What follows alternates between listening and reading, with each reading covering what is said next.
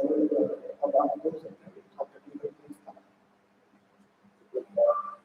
इस लिंक को खोलो।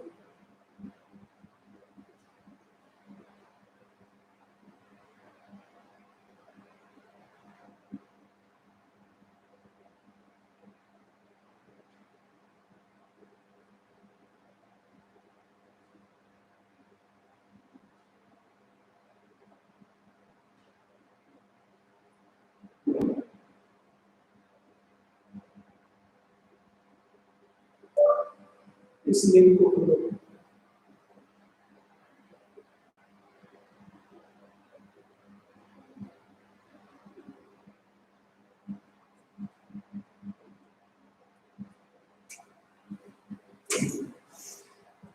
चलिए आ जाइए, कुछ टेक्निकल फॉल्ट हो गया था, इसके कारण हम क्लास करना पड़ा। चलिए आइए आगे हम लोग कंटिन्यू करते हैं। तो 21 मार्च और 23 सितंबर की जो स्थिति है, इसमें सौर किरण विषुवत रेखा पर लंबवत पड़ती है। इसी स्थिति को विषुव कहा जाता है, इक्विनॉक्स कहा जाता है, और इस दौरान पूरे पृथ्वी पर दिन और रात बराबर होता है। 21 जून की स्थिति जो है, इस समय सौर किरणें कर्क रेखा पर लंबवत पड़ती है, यानी कि सूर्य कर्क रेखा पर लंबवत चलता है। तो इस समय सूर्य कर्क रेखा पर लंबवत चलता है।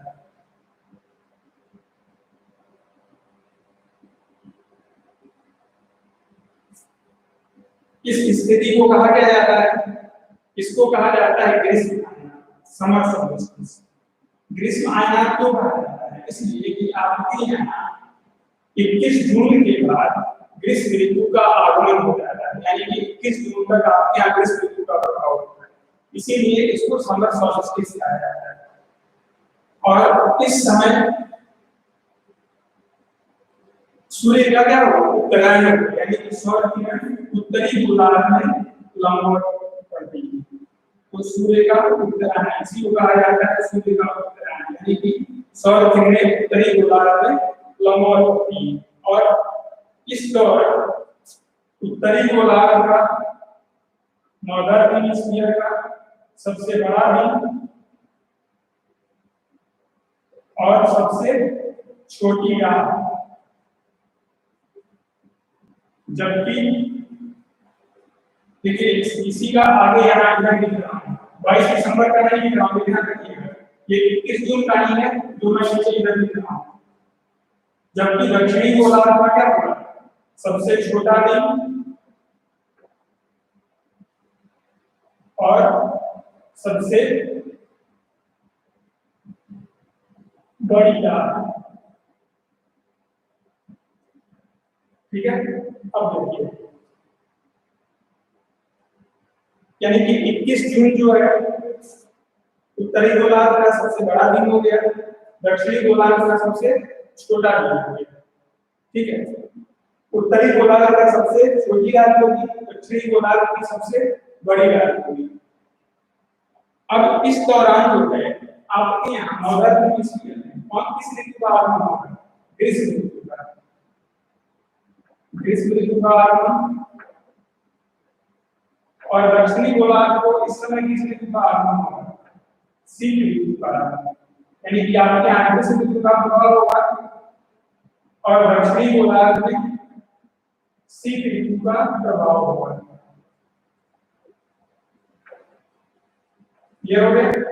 अब आ जाइए 22 दिसंबर की स्थिति। तो आपका 21 जून जो है सूर्य इस दौरान सूर्य का रेखा पर लंबवत पड़े, सौर किरणें कर्क रेखा पर लंबवत पड़ती है, इसी स्थिति को ग्रीष्म आयनान कहा जाता है। और इस दौरान चूंकि इस पूरे दौरान सौर किरणें, यानी कि आप कह सकते हैं कि 21 मार्च से 23 सितंबर के बीच में सौर किरणें उत्तरी गोलार्ध में लंबवत पड़ती है, इसीलिए इसको सूर्य का उत्तरायण कहा जाता है। और इस दौरान उत्तरी गोलार्ध का 21 जून की स्थिति में सबसे बड़ा दिन होगा, सबसे छोटी रात होगी, दक्षिणी गोलार्ध का सबसे छोटा दिन होगा, सबसे बड़ी रात होगी। आपके यहाँ ग्रीष्म ऋतु का आगमन होगा, दक्षिणी गोलार्ध में शीत ऋतु का आगमन होगा। अब आ जाइए 22 दिसंबर की स्थिति में। 22 दिसंबर की जो स्थिति है, इस समय सूर्य जो है मकर रेखा पर लंबवत होता है, यानी सौर किरणें मकर रेखा पर लंबवत होती है। सूर्य मकर रेखा पर लंबवत चमकता है, और जब सूर्य मकर रेखा पर लंबवत चमकता है, इसी स्थिति को क्या कहा जाता है? सी कहा जाता है। क्योंकि आपके यहाँ किस ऋतु का प्रभाव हो जाता है इस समय? शीत ऋतु का, विंटर सोल्स्टिस। और इसी को हम लोग कहते हैं सूर्य का दक्षिणायन, यानी सौर किरणें दक्षिणी गोलार्ध में लंबवत होती हैं, तो सूर्य का दक्षिणायन। और इस दौरान उत्तरी गोलार्ध का सबसे छोटा दिन,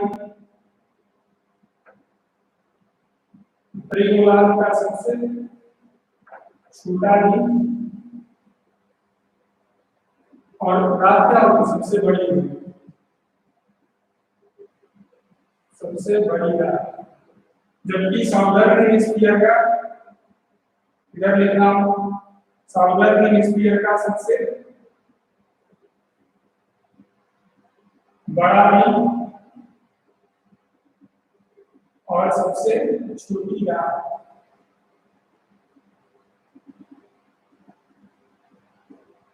नॉर्दर्न हेमिस्फीयर में किस ऋतु का आगमन होगा? शीत ऋतु का। आपके यहाँ शीत ऋतु का प्रभाव होता है, शीत ऋतु का आगमन। जबकि साउदर्न हेमिस्फीयर में किस ऋतु का आगमन होगा? ग्रीष्म ऋतु का आगमन।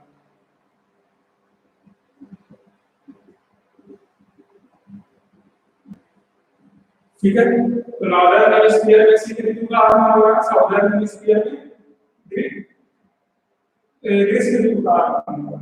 क्लियर हो गया? तो ये आपका 22 दिसंबर की स्थिति, आपका फिगर 4 जितना हमने आपको डिस्कस किया और जो आपको नोट्स में प्रोवाइड किया है, जो आपको दिया गया है, उसके बियॉन्ड क्वेश्चन नहीं पूछेगा, उसी को आपको रिवाइज करना है, उसी के अपने कॉन्सेप्ट को क्लियर करना है। नेक्स्ट क्लास में, कल की जो क्लास होगी, आप लोग इस टॉपिक को एक बार बेहतर तरीके से रिवाइज करके रखिएगा। तो मैं जितना भी संभावित प्रश्न है पहले मैं डिस्कस करूंगा, तो कल के क्लास में इससे जुड़े हुए जो भी क्वेश्चन पिछले किसी भी एग्जाम में, स्पेशली यूपीएससी, बीपीएससी या जो भी सिविल सर्विस एग्जामिनेशन है, उसमें जो भी क्वेश्चन पूछे गए इस टॉपिक से रिलेटेड, इन सभी क्वेश्चन को मैं एक बार कल डिस्कस करूंगा कल के क्लास में। साथ में जो कल आगे जो नेक्स्ट टॉपिक होगा उसका भी आप लोगों को नोट्स दे दिया जाएगा। ठीक है, तो इससे जुड़ा हुआ जो एक अलग दूसरा जो टॉपिक बचा हुआ है उसमें अपसौर और उपसौर की स्थिति, अपसौर और उपसौर क्या होता है, इसका प्रभाव क्या है। फिर नेक्स्ट जो बेसिक पार्ट से जुड़ा हुआ जो टॉपिक है उसमें आपका ज्वार भाटा, टाइड, और उसी से जुड़ा हुआ एक कंसेप्ट है सूर्य ग्रहण और चंद्र ग्रहण, सोलर इक्लिप्स और लूनर इक्लिप्स, इसको हम लोग डिस्कस करेंगे। ये आपका बेसिक पार्ट है। इसके बाद का जो क्लास होगा उस क्लास में हम लोग सीधे वर्ल्ड रीजनल से शुरू करेंगे और वर्ल्ड रीजनल के साथ साथ बेसिक कांसेप्ट को जोड़ते हुए चलेंगे। तो आपका एक तरफ से वर्ल्ड रीजनल और बेसिक कांसेप्ट वहां पे कवर होगा। तो एक तो क्लास है जिसमें बेसिक पार्ट को मैं कवर कर रहा हूं। मैं जानता हूं कि मैक्सिमम लोगों का ये सारे टॉपिक अभी के एक क्लास में डिस्कस करने वाला बना हुआ है, लेकिन सभी लोगों को एक प्लेटफॉर्म पे लाने के लिए या सभी लोग एक प्लेटफॉर्म पे आ जाए, उसके बाद का जो क्लास होगा फिर सभी के लिए होगा। तो आपको जो लोग पहले से पढ़े हुए हैं वो भी इस पार्ट को एक बार बेहतर तरीके से रिवाइज कर लें कि अगर कहीं कोई कंफ्यूजन होगा तो आपका कंफ्यूजन भी क्लियर हो जाएगा और आपका एक बार बेहतर रिवाइज हो जाएगा। ठीक है, थोड़ा सा पेशेंस रखना है, ऐसा नहीं कि ये तो मेरा पढ़ा हुआ है सब उसी टॉपिक को पूरा डिस्कस करना है, ऐसा बिल्कुल नहीं सोचना, क्योंकि मैं पहले आपसे क्लियर किया हूं ये जो क्लास है कॉमन सबके लिए, क्योंकि ये सेपरेट क्लास नहीं है। आपका जो क्लास यहाँ होता है वो सेपरेट है, मॉर्निंग का बैच अलग है, यूपीएससी का अलग है, यूपीएससी का अलग है। इस प्लेटफॉर्म पे हम लोग सबको समान रूप से दे रहे हैं, सबके लिए वही एक ही क्लास बनाएंगे। क्योंकि मैं पहले भी कल भी आप लोगों से ये बात बोला था कि अभी जो हम लोगों का उद्देश्य है कि आपको जोड़े, जो बीच का जो लिंक हमारा 2-2.5 महीने के हमारे आपके बीच का जो लिंक टूटा है उस लिंक को पहले हम लोग जोड़े, जो हमारा डिस्टेंस क्रिएट हुआ हमारे को डिस्टेंस वाले कवर कम, साथ में आपको वैसे टॉपिक को न्यू टॉपिक से डिस्कस करना जो आपके लिए यूपीएससी और यूपीएससी के लिए कॉमन है, उस बेसिक पार्ट को हम लोग को डिस्कस करना है। इसके बाद फिर जैसी स्थिति होगी उसके अकॉर्डिंग हम लोग निर्णय करेगा कि नहीं लॉकडाउन या जो ये कोविड-19 का जो प्रभाव है ये अभी लंबा रहने वाला है, तो फिर हम लोग सेपरेट क्लास यूपीएससी और बीपीएससी का करेंगे। नहीं लगेगा कि नहीं आप लोग क्लासरूम तक पहुंच पाएंगे, स्थितियां सामान्य हो गई हैं, तो फिर जैसे आपका क्लास पहले चला करता था वैसे आपकी क्लास चलेंगी, कोई समस्या ही नहीं रहेगी। लेकिन इस परिस्थिति में आपको भी बेहतर चीजें मिलें, हम लोग पूरा कोशिश कर रहे हैं कि आपको बेहतर से बेहतर दें, इसलिए परेशान नहीं होना है, लेकिन आपको पेशेंस रखना पड़ेगा, क्योंकि एक प्लेटफॉर्म पे लाने के लिए सबको ये आवश्यक है कि बेसिक पार्ट को डिस्कस किया जाए। और जो लोग पहले से पढ़े हुए हैं जिनको लगता है कि नहीं इस टॉपिक में मेरा बेहतर पकड़ है, तो आप पुनः एक बार इस टॉपिक को रिवाइज कर लेंगे, उससे कोई समस्या नहीं होती है। इससे जुड़े हुए क्वेश्चन को देख लीजिए, आपका और ज्यादा बेहतर इस पे पकड़ होगा, आपकी पकड़ बहुत अच्छी हो जाएगी।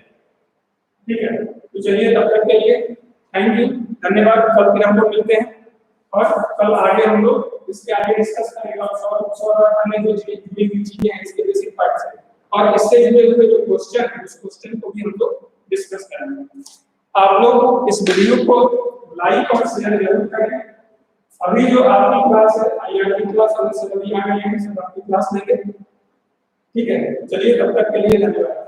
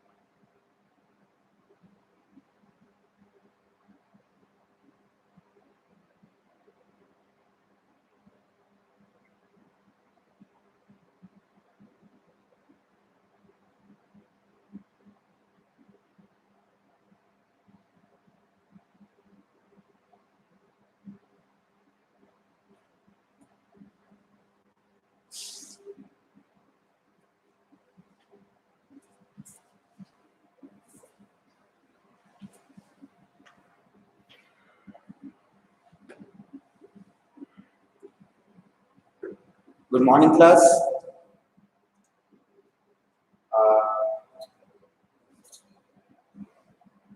आज हम लोग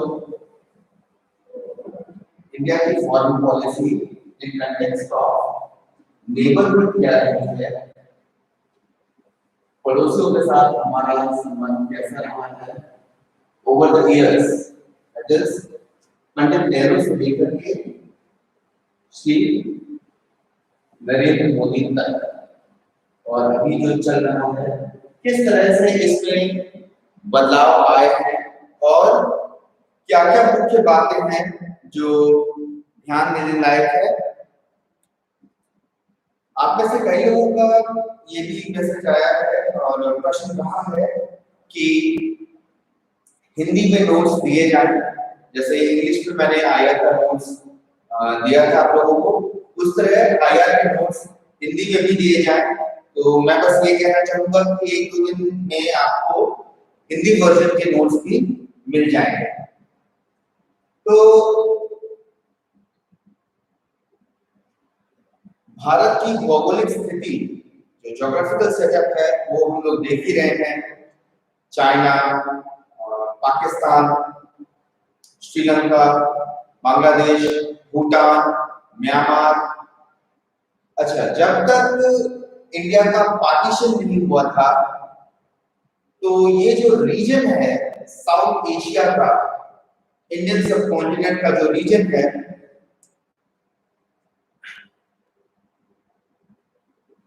तो इंडियन सब कॉन्टिनेंट का जो रीजन है इसमें पूरा ब्रिटिश राज हुआ करता था। ब्रिटिश एम्पायर का या यूं कहें ब्रिटिश साम्राज्य का सबसे बड़ा कॉम्पिटिटर, सबसे बड़ा प्रतिस्पर्धी यूएसएसआर या रशिया। तो रशिया को किसी तरह से कंटेन करने के लिए रशिया का इन्फ्लुएंस साउथ ईस्ट एशिया में नहीं हो सके, इसके लिए ब्रिटेन ने एक पॉलिसी बनाई थी जिसे नाम दिया गया था रिवर्स स्लोप पॉलिसी।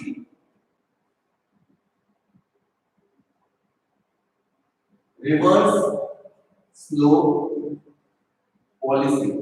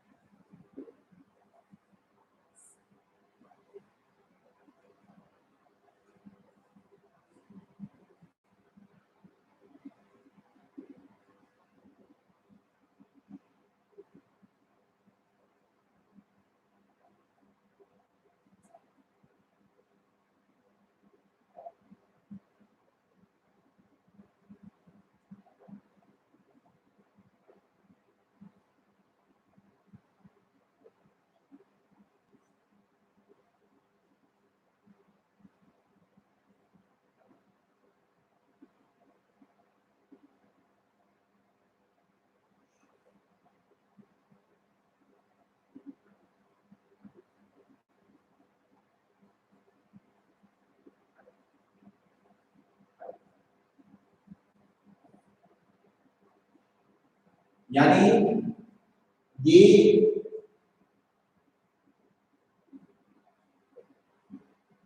ऐसी पद्धति या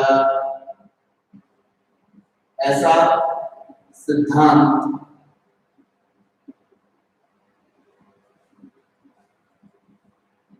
जिसके अंतर्गत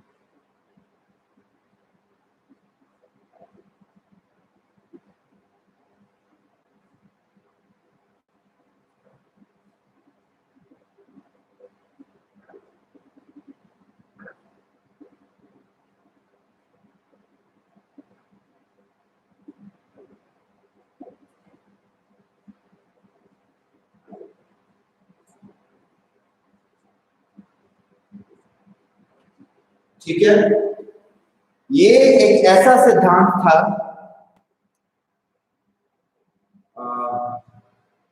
कल के क्वेश्चन पे हम लोग इस क्लास के बाद बस 15 मिनट का डिस्कशन रखेंगे। जो कल का क्वेश्चन मैंने आपको दिया था उस पे हम लोग डिस्कस करेंगे, आप लोग उसके लिए चिंता मत कीजिए। और जहां तक हिंदी नोट्स की बात है, जिन जिन नहीं मिला है अभी तक, मैंने हिंदी का नोट्स दिया ही नहीं है, आया था हिंदी में नोट्स, तो वो आप लोगों को 1-2 दिन में मिल जाएगा। ठीक है, चलिए। तो ये वो पद्धति थी या वो सिद्धांत था जिसके अंतर्गत तथा जिसके माध्यम से, जिसका प्रयोग करके ब्रिटिश साम्राज्य रूस और चीन का प्रभाव दक्षिण एशिया के क्षेत्र पर ना पड़े, ये करने में सफल हुआ। अब समस्या तब पैदा हो गई जब इंडिया पाकिस्तान का पार्टीशन हुआ, विभाजन हुआ।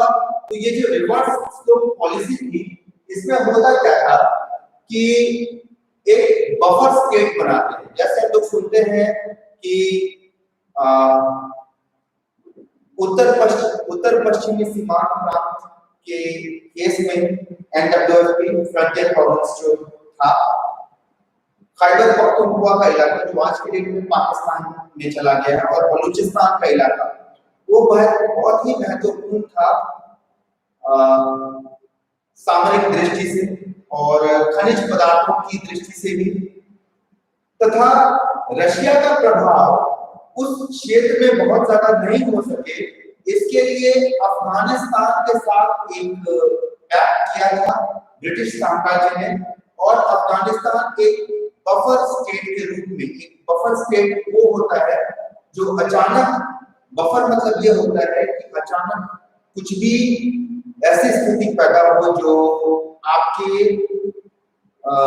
समझ से या आपकी क्षमता से तत्कालीन आप कुछ नहीं कर सकते उस स्थिति में, वो शॉक एब्जॉर्बर का काम करता है। तो बफर स्टेट वो अफगानिस्तान था जो ब्रिटिश साम्राज्य को वो सुरक्षा प्रदान करता था। तथा हम लोग थोड़ा ऊपर की तरफ देख लें तो बफर स्टेट के रूप में नेपाल भी था, तिब्बत भी था, और उस समय सिक्किम ब्रिटिश साम्राज्य के भारतीय क्षेत्रों का हिस्सा नहीं हुआ करता था। सिक्किम एक अलग प्रिंसिपैलिटी या एक अलग राज्य भी कह रहे हैं, तो सिक्किम भी एक बफर स्टेट के रूप में था। इसके अलावा नॉर्थ ईस्टर्न स्टेट्स में जो उत्तर पूर्वी राज्य हैं, उनमें से कई राज्य ऐसे थे जो बफर स्टेट के रूप में कारगर थे। ठीक है, तो ये पॉलिसी जो रिवर्स स्लोप पॉलिसी थी, ये मुख्यतः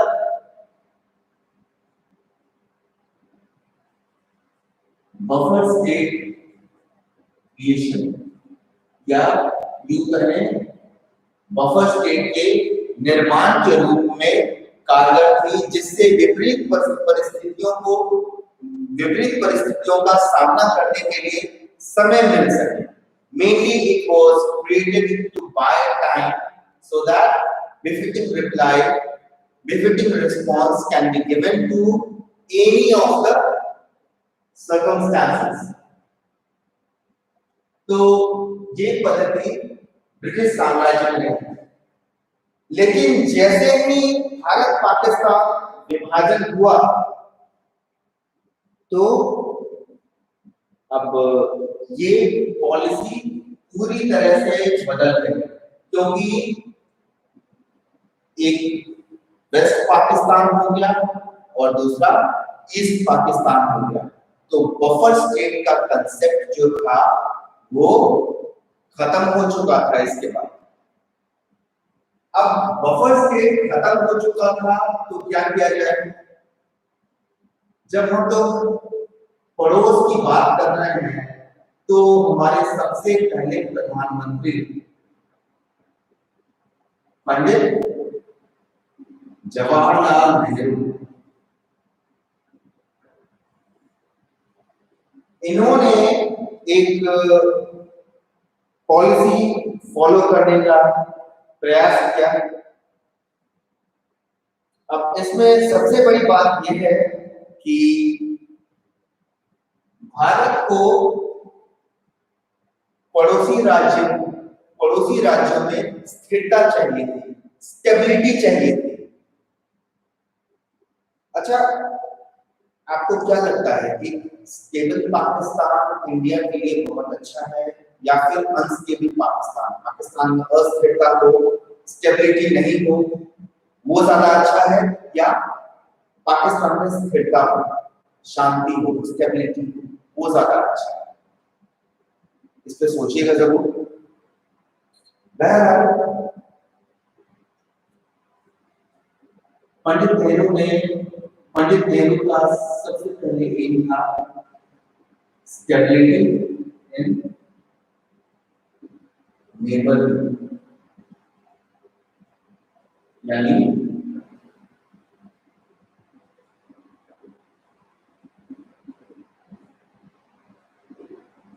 पड़ोसी राज्यों में स्थायित्व या स्थिरता। स्थिरता या स्थायित्व की बात हम लोग जहां करते हैं, मतलब ये कि किसी भी प्रकार की हैरानी, किसी भी प्रकार की अशांति न रहे पड़ोसी राज्यों में। तो ये भी रहा कि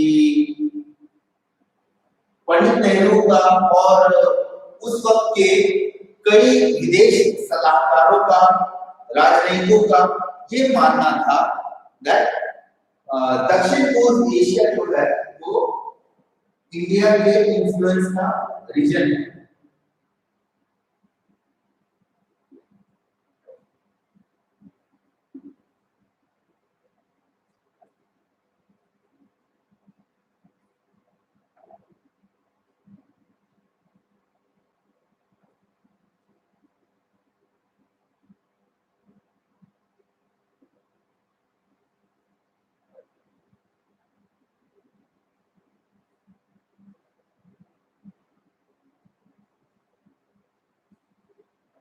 मतलब भारत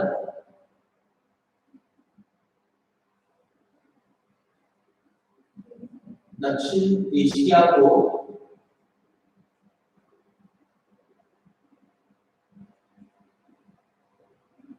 अपने प्रभाव का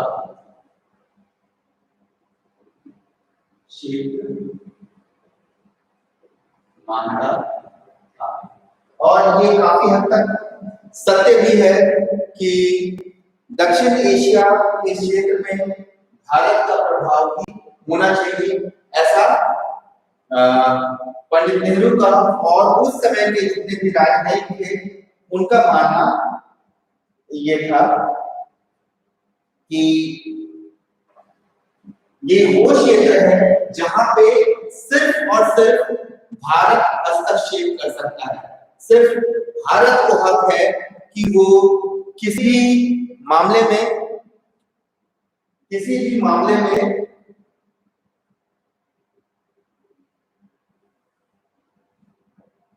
किसी भी मामले में वो किसी भी राज्य का आंतरिक मामला भी हो तो उसमें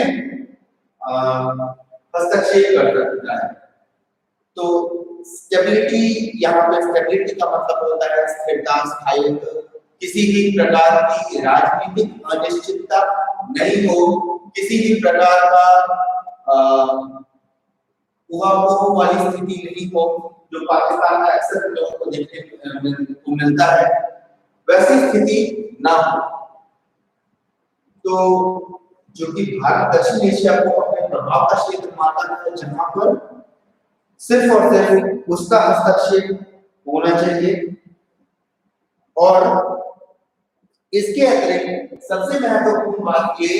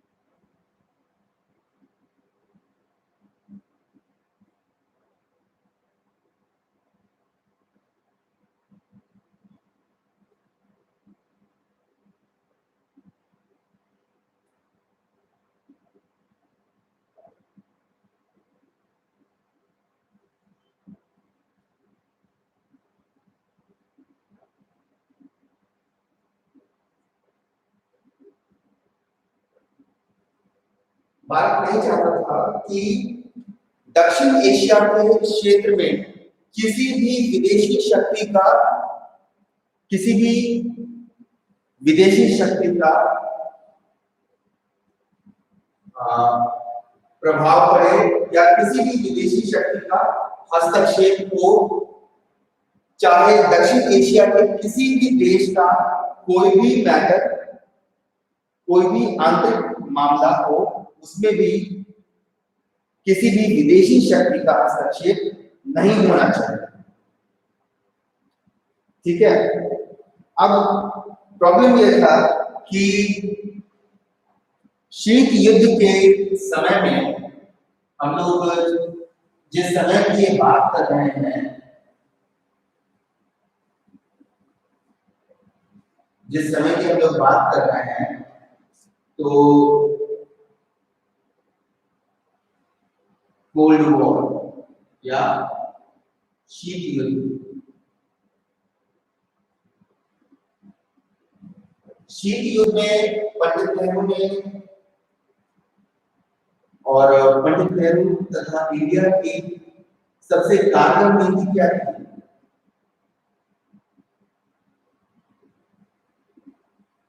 नॉन अलाइनमेंट, यानी कि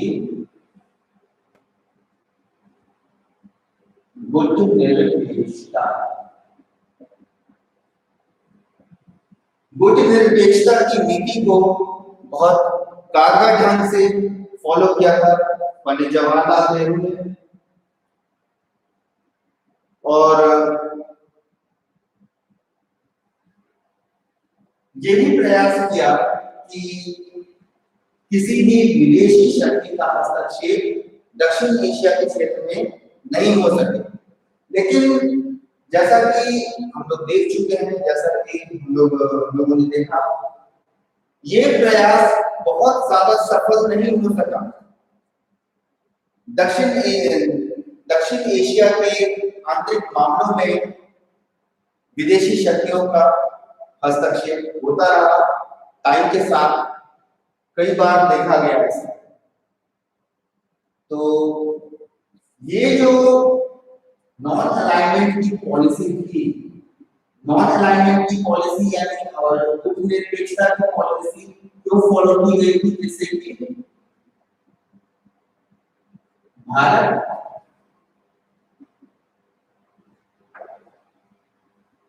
शीत युद्ध की राजनीति से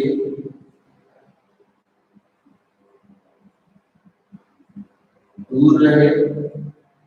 पहला तो ये। दूसरा,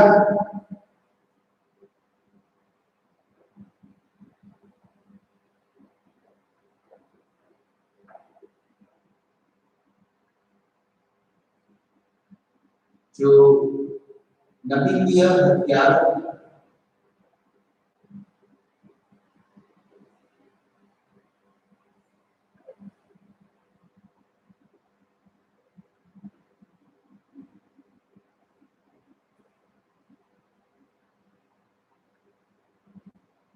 के दुष्प्रभाव को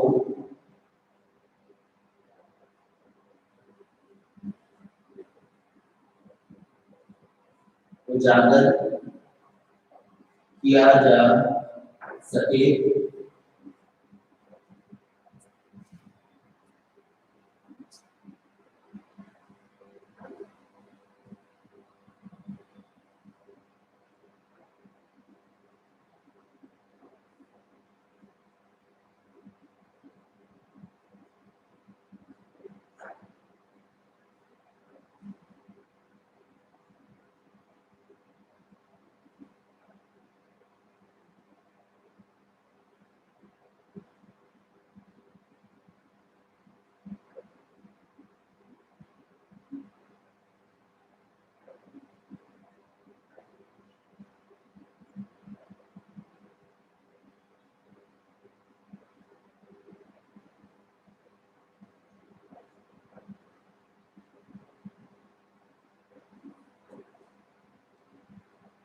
ठीक है।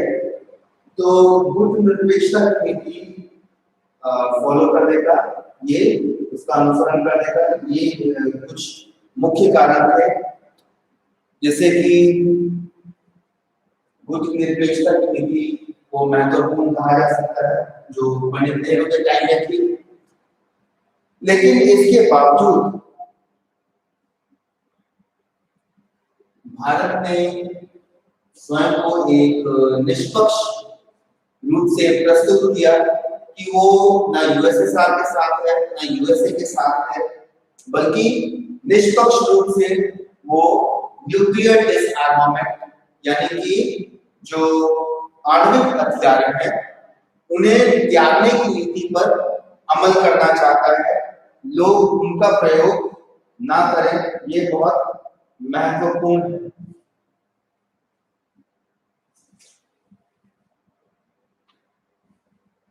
तो ये गुटनिरपेक्षता की नीति काफी लंबे समय तक चली और पंडित नेहरू के टाइम में बहुत महत्वपूर्ण रही। पंडित नेहरू के बाद जब इंदिरा गांधी आई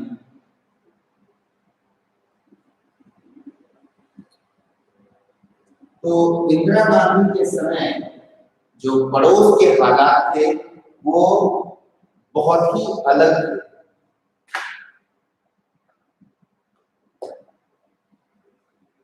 उस वक्त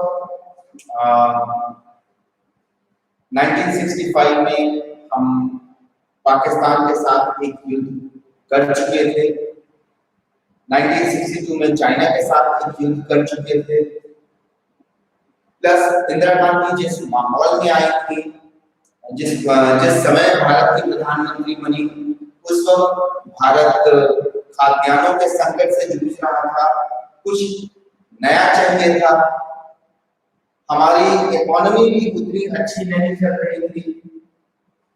तो ऐसे में सभी देश बस और सभी बड़े देश और यहाँ तक कि भारत के पड़ोसी भी ये इंतजार कर रहे थे कि किसी भी तरह से भारत टूट जाएगा या बिखर जाएगा, परंतु ऐसा नहीं हुआ।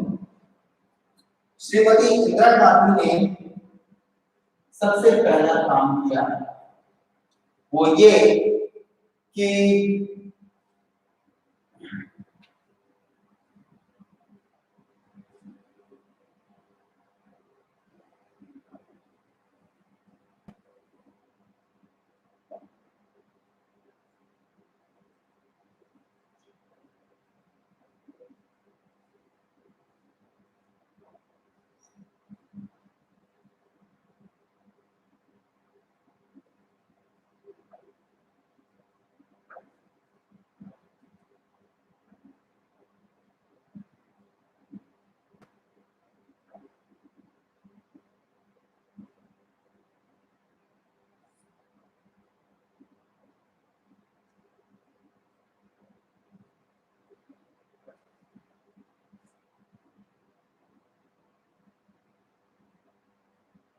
भारत की पड़ोसी राज्यों के संबंध में पड़ोसी देशों की नीति की तरफ जो जिस नीति का अनुसरण किया जा रहा था उसमें एक बदलाव लाया गया। तो बदलाव क्या लाया गया? एक नया तत्व जोड़ा गया।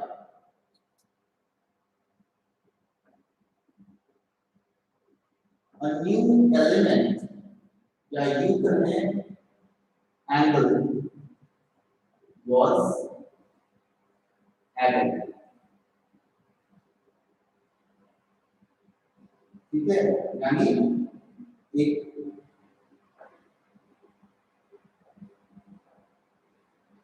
नया तत्व या नया आयाम जोड़ा गया। इसमें भारत की विदेश नीति जो पड़ोसी राज्यों से संबंधित थी, तो इसमें सबसे पहली चीज, इसमें सबसे पहली और मुख्य चीज जो थी use of bilateralism to solve the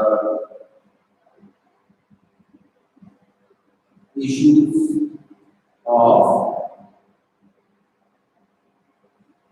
South Asian region, यानी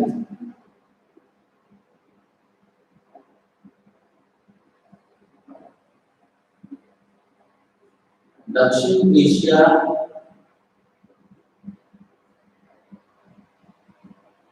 की समस्याओं को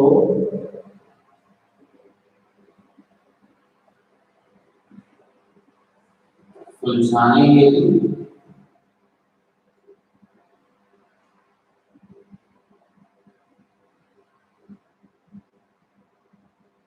द्विपक्षीय का उपयोग।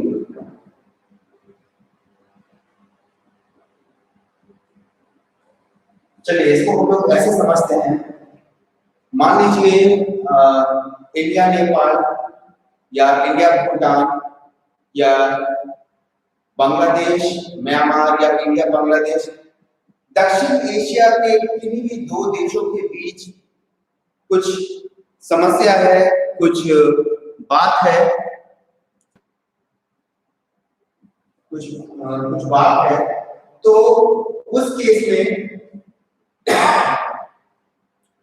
किसी विदेशी शक्ति को इनवाइट नहीं करके आपसी बातचीत से हर मुद्दे को सुलझाया जाए। ठीक है, तो ये द्विपक्षीयता की बात इंदिरा गांधी के समय में हमारे विदेश नीति में इसको ऐड किया गया। लेकिन ये है कि इंदिरा गांधी के ही समय में भारत की जो विदेश नीति थी उसमें भी बहुत सारे कॉन्ट्रडिक्शंस थे। एक तरफ तो ये बात हो रही थी कि जो दक्षिण एशिया क्षेत्र के जितने भी देश हैं उनको भारत प्रोटेक्शन प्रोवाइड कर रहा था, परंतु जो उसके उलट अंतरराष्ट्रीय मंच पर भारत बड़े सुपर पावर्स जो थे यूएसएसआर और यूएसए, इनको ऐसा करने से मना कर रहा था कि भारत के हिसाब से ये सही था, उस नीति के हिसाब से कि भारत दक्षिण एशिया के देशों के आंतरिक मामलों में हस्तक्षेप कर सकता है, लेकिन बड़े देश या सुपर पावर्स विश्व स्तर पर ऐसे किसी छोटे देश के आंतरिक मामलों में हस्तक्षेप करते हैं तो ये गलत है। ये एक कॉन्ट्राडिक्टरी नीति कही जा सकती है कि भारत का ये सोच कॉन्ट्राडिक्टरी था। ठीक है,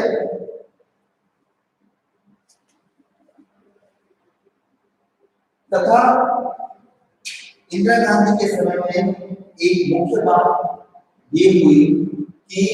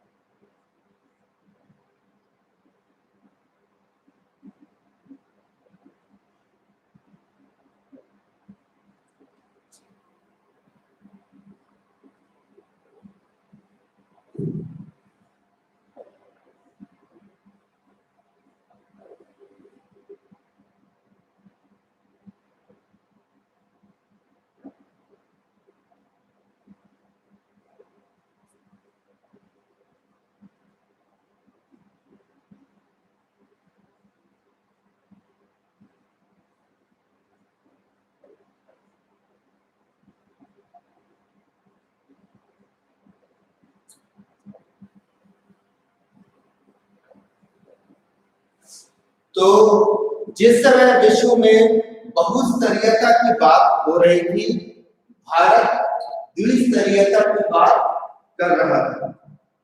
तो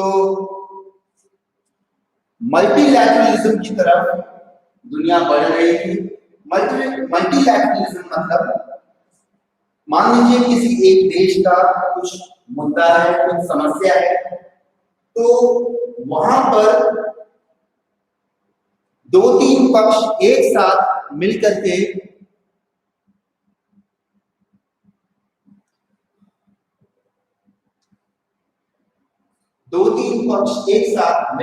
उस देश के उन मुद्दों को सुलझाते हैं। मल्टीलैटरलिज्म का मतलब ये होगा। तो इंडिया में उस वक्त भी बाइलैटरलिज्म की बात चल रही थी। अब जैसे छोटे छोटे देश हैं, पाकिस्तान हो गया, नेपाल हो गया, बांग्लादेश हो गया, ये लोग चाह रहे थे, इन लोगों का ऐसा सोचना था कि भारत एक हेजेमन की तरह बिहेव कर रहा है। मतलब भारत अपने आप को प्रधानता दे रहा है, भारत सिर्फ और सिर्फ अपनी बात मनवाना चाह रहा है, भारत और उसी दृष्टि से भारत को देखा जा रहा है। परंतु बात ऐसे ही नहीं थी। एक हेजेमन जो होता है, एक नायक जो होता है, जो देश प्रधान होता है, वो क्या करता है? वो दूसरे देशों को प्रोटेक्शन भी प्रोवाइड करता है, दूसरे देशों को फंडिंग भी प्रोवाइड करता है। भारत उस वक्त ऐसा कुछ भी नहीं कर रहा था। तथा इसके उलट इंदिरा गांधी ने एक काम और किया, जब उन्होंने ईस्ट पाकिस्तान के इंटरनल अफेयर्स में हस्तक्षेप किया, इंटरवीन किया। 1971, जैसा कि हम लोग जानते हैं, 1971 में जब अवामी लीग ईस्ट पाकिस्तान में जीती और उसे वहां सरकार बनाने का मौका नहीं दिया गया, वहां पे जो वहां की जनसंख्या थी, बंगाली पॉपुलेशन, उसके अगेंस्ट बहुत अत्याचार किए गए। अब हुआ ये कि जो वहां पे इशू वहां की पॉपुलेशन जो फेस कर रही थी, उसके कारण बांग्लादेश बॉर्डर पार से शरणार्थियों का आना शुरू हो गया। जो स्पिल ओवर हुआ, उस इफेक्ट के कारण इंडिया को डायरेक्टली इंटरवीन करना पड़ा। और जैसा कि हम लोग जानते हैं, उसके बाद बांग्लादेश बना। ये दूसरे देशों के इंटरनल अफेयर्स में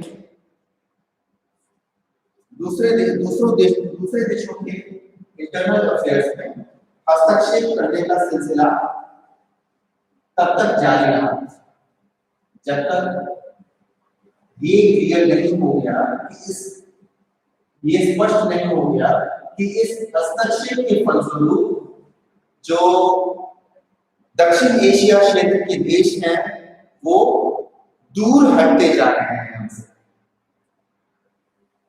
तो प्रधानमंत्री इंदिरा गांधी के बाद भारत के प्रधानमंत्री बने श्री राजीव गांधी। तो श्री राजीव गांधी के काल में 2 जगहों पर इंटरवेंशन हुआ।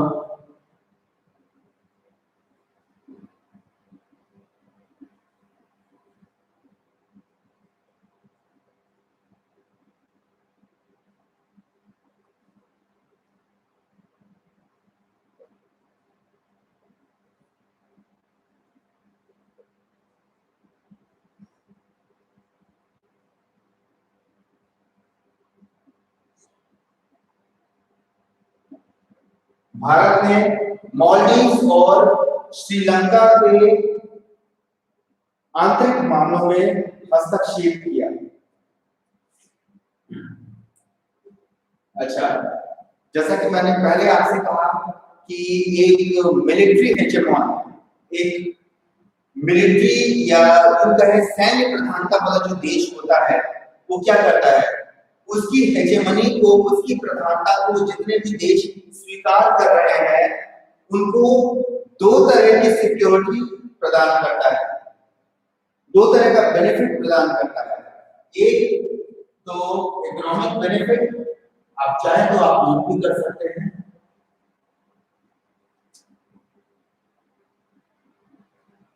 हेजेमनी में दो तरह की बेनिफिट्स होती हैं, एक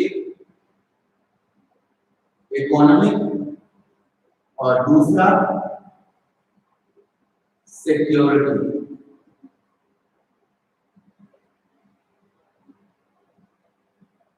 ठीक है, इकोनॉमिक यानी आर्थिक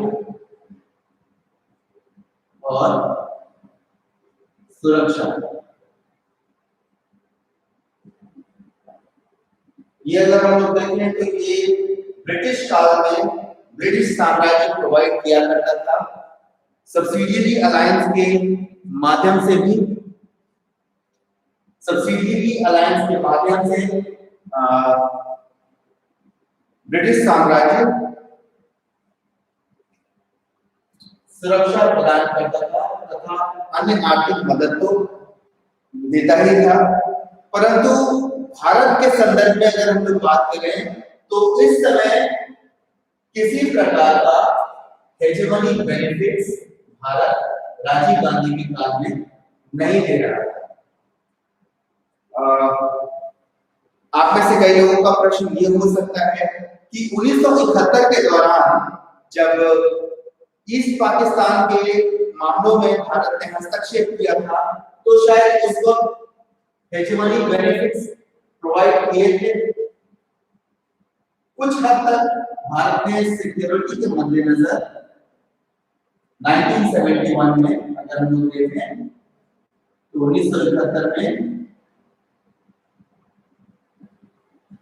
ट्रेन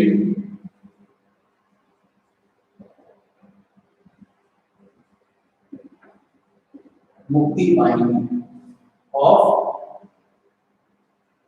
ईस्ट पाकिस्तान यानी आज के डेट का बांग्लादेश, उस समय मुक्ति बाहिनी जो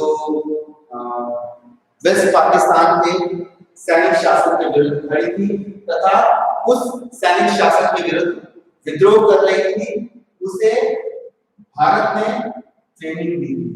ये आप कुछ हद तक कह सकते हैं कि ये हेजेमनी बेनिफिट्स में सुरक्षा का बेनिफिट मुक्ति बाहिनी को दिया गया था और इकोनॉमिकली भी मुक्ति बाहिनी की थोड़ी बहुत आर्थिक मदद भी भारत ने की थी। परंतु इसके अलावा भारत ने और कुछ नया नहीं किया था। प्रॉब्लम तब हो गई जब राजीव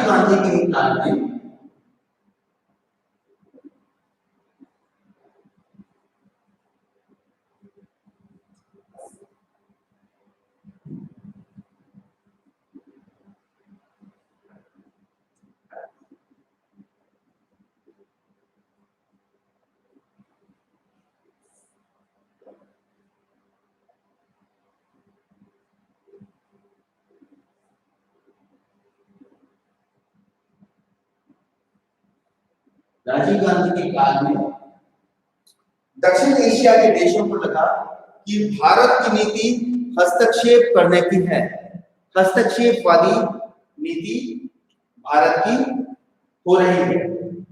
अब इससे प्रॉब्लम क्या होगा? इंटरवेंशनिस्ट यानी कि आप अगर हस्तक्षेपवादी नीति फॉलो कर रहे हैं तो उससे कई समस्याएं होंगी। इंटरवेंशनिस्ट नीति का रेस्पॉन्स कोई क्या देगा, चलिए वो देख लेते हैं हम लोग।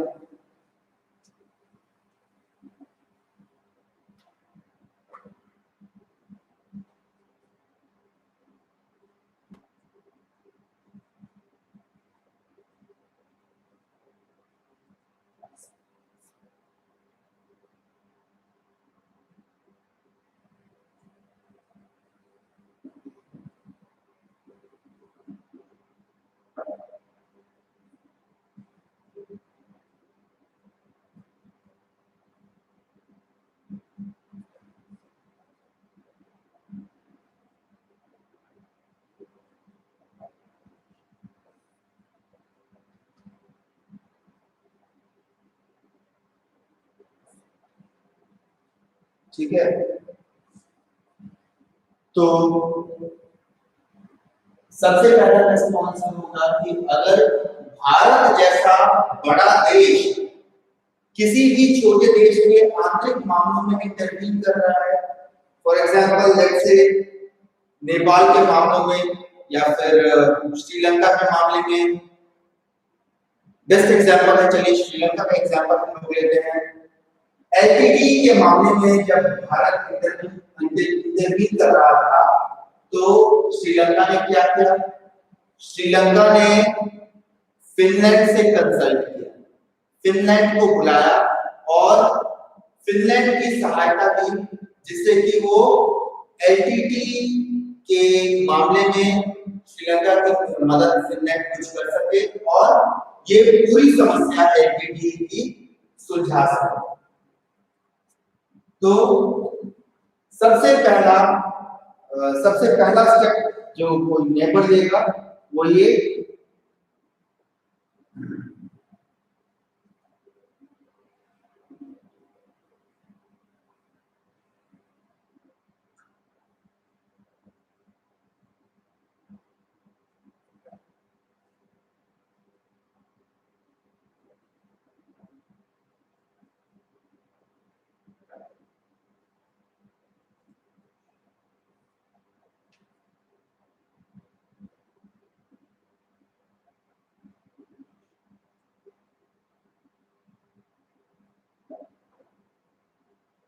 जो पड़ोसी हैं वो द्विपक्षीय मुद्दों को जो दो देश आपस में बैठकर सुलझा सकते थे, उन मुद्दों को बड़े स्तर पर यानी अंतरराष्ट्रीय मंच पर ले जाने लगे और जो वो मुद्दे जो जिनका कोई सिग्निफिकेंस बहुत ज्यादा मतलब नहीं निकल सकता था, एक तरह से कहिए तो अर्थहीन, अगर आराम से बैठकर सुलझाते तो सुलझ सकता था, वो मुद्दे ज्वलंत मुद्दे हो गए या ज्वलनशील मुद्दे हो गए, जिसके कारण उन दो देशों का संबंध बिगड़ गया।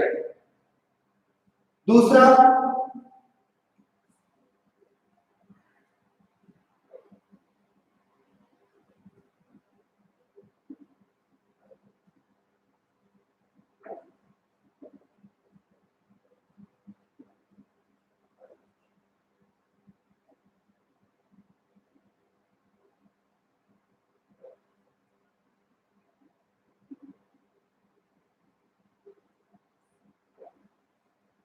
भारत का और भारत के पड़ोसी देशों का जो आर्थिक संबंध था, ट्रेड था, वो क्रॉस बॉर्डर ट्रेड कम हो गया।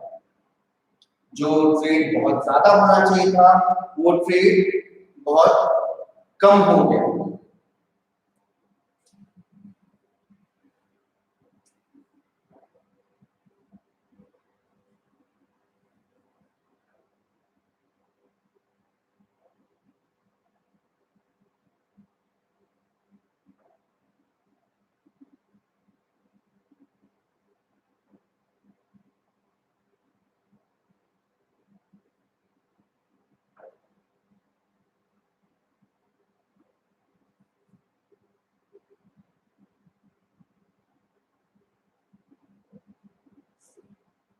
अब जो पड़ोसी थे वो बाहरी शक्तियों को उस क्षेत्र के बाहर यानी दक्षिण एशिया क्षेत्र के बाहर की जो शक्ति थी उसे इनवाइट करने लगे और वो इंटरवीन करे इस मामले में, ऐसा कुछ करने लगे।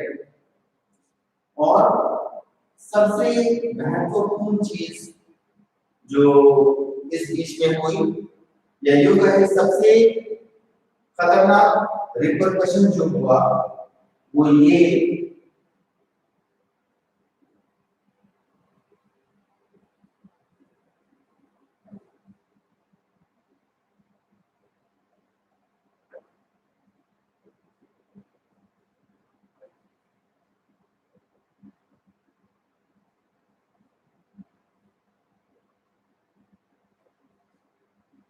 जो पड़ोसी थे, पड़ोसियों का चीन की तरफ झुकाव थोड़ा अधिक बढ़ गया।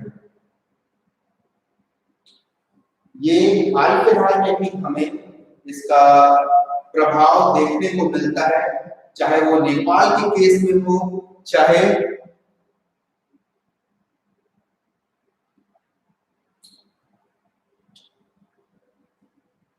नेपाल के केस में हो, चाहे पाकिस्तान के केस में हो, दोनों देशों का झुकाव चीन की तरफ अधिक बढ़ गया। अब राजीव गांधी का कार्यकाल समाप्त होते होते शीत युद्ध यानी कोल्ड वॉर भी समाप्त हो चुका था। जो नीति कोल्ड वॉर में फॉलो की जा रही थी, वो नीति अब कारगर नहीं थी। तो ये इंटरवेंशनिस्ट अप्रोच जो था, इंटरवेंशनिस्ट अप्रोच अब खत्म करना था। ये हर देश के आंतरिक मामलों में हस्तक्षेप करने की जो नीति थी भारत की, वो अब किसी तरह से खत्म करना था। इस रिगार्डिंग सबसे पहला कदम लिया गया प्रधानमंत्री श्री पी.वी. नरसिम्हा राव।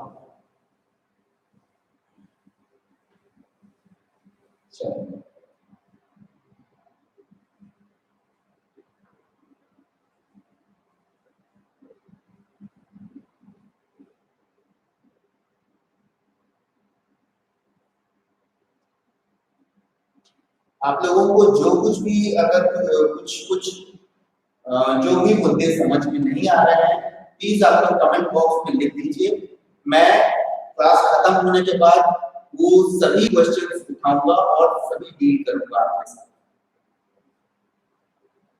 तो पी.वी. नरसिम्हा राव जब प्रधानमंत्री बने तो हस्तक्षेप वाली नीति जो थी भारत की, वो समाप्त करने का प्रयास उन्होंने किया और इस दिशा में सबसे पहला कदम उन्होंने उठाया नेपाल के मुद्दे पर।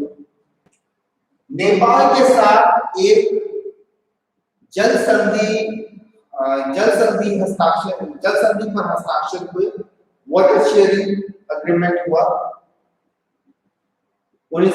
लेकिन प्रॉब्लम ये हुई कि ये जो अग्रीमेंट हुआ, इसे नेपाल में बड़े संशय के साथ देखा गया। बहुत सारी शंकाओं से यह अग्रीमेंट घिरा रहा, क्योंकि नेपाल के निवासियों का ये मानना था कि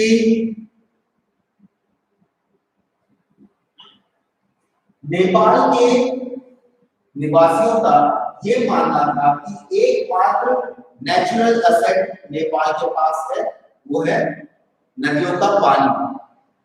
उसमें भी भारत राजनीति करने का प्रयास कर रहा है, उसमें भी भारत अपना ही मतलब निकालने का प्रयास कर रहा है। तो ये मामला ज्वलनशील बन गया। अच्छा, बेसिकली इस मुद्दे में हुआ क्या था, जो नेपाल से नदियां बिहार होते हुए गुजर रही है, नेपाल से जो नदियां भारत की तरफ आ रही हैं, तो ज्योग्राफिकली हम लोग क्या देखते हैं, नेपाल से जो नदियां आ रही हैं वो थोड़ा हायर रीचेस, मतलब नेपाल हायर रीचेस पे है, तो हायर रीचेस से शुरू होकर के भारत की तरफ आ रही है। अब अपर रीचेस में फ्लो बहुत ज्यादा है। भारत का प्रयास ये रहा था कि नेपाल के साथ संधि करके जो जल विद्युत कार्यक्रम है, जल विद्युत परियोजना का विकास किया जा सके, जिससे दोनों देशों को फायदा पहुंचे। लेकिन नेपाल को इस बीच में ऐसा लगा कि जो जल संधि का प्रयास किया जा रहा है भारत की ओर से, वो प्रयास उससे नेपाल को कोई फायदा नहीं है, बल्कि भारत नेपाल का हिस्सा ही हड़पना चाह रहा है। अब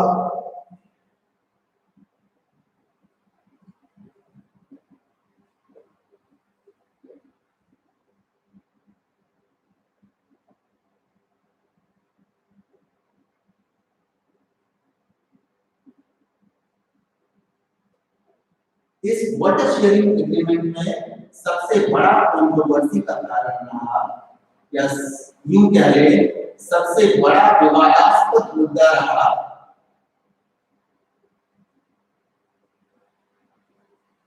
काला पानी लॉन्च या काला पानी दर्रा। ये दर्रा ऐसी जगह पर स्थित है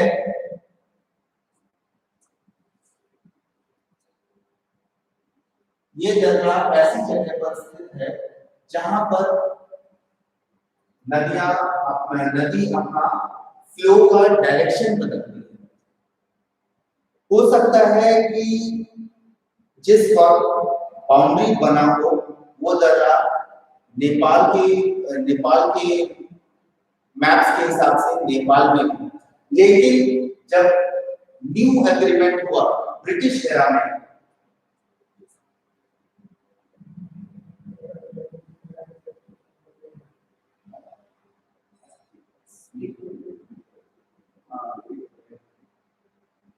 बस एक क्वेश्चन कर लिया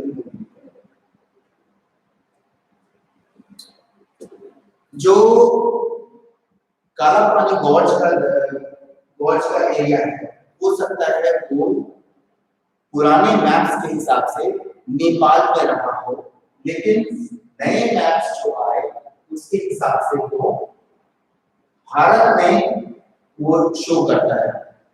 नदियों का जो मूवमेंट होता है और खासकर हिमालयन रिवर्स का जो मूवमेंट होता है वो कुछ इस तरह है।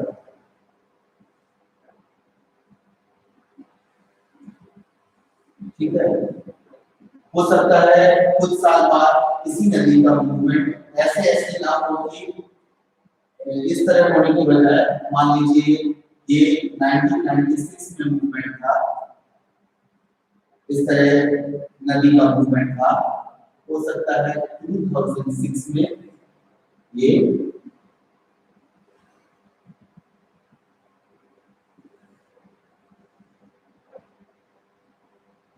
इस तरह का हो।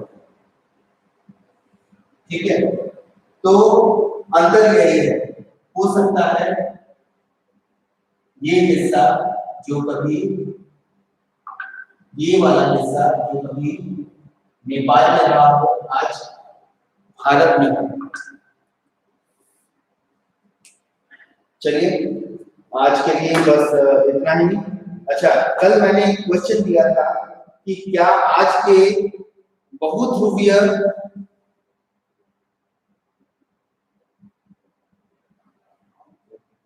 अगली बार से मैं क्लास थोड़ा शॉर्ट रखूंगा।